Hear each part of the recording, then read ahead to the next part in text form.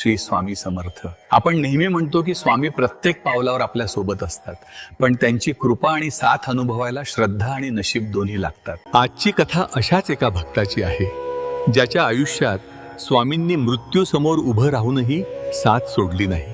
एक निष्ठावान स्वामी भक्त होता. त्याच्या आयुष्यात एकामागून एक संकट येत होती. व्यवसायात नुकसान, घरातील समस्या आणि मनात प्रचंड निराशा. त्याला वाटू लागलं की आता आयुष्य संपल्यासारखं आहे. शेवटी त्याने ठरवलं, एकदा अक्कलकोटला जाऊन स्वामींचं दर्शन घ्यायचं. मनात एकच हाक होती, स्वामी आता तुम्हीच काहीतरी करा. प्रवास सुरू झाला, पण वाटेत अचानक रात्र झाली. तो एका निर्जन ठिकाणी अडकला. आजूबाजूला काळोख, मदतीचा कोणताही मार्ग नाही. समोर मोठं संकट उभं होतं. त्याने डोळे मिटले आणि मनापासून हाक मारली, श्री स्वामी समर्थ, मला वाचवा. क्षणात तिथे एक वृद्ध व्यक्ती प्रकट झाली.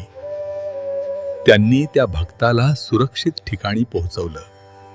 भक्ताने त्यांचे आभार मानण्यासाठी मागे वळून पाहिलं, पण ते वृद्ध कुठेच दिसले नाहीत. दुसऱ्या दिवशी भक्त अक्कलकोटला पोहोचला.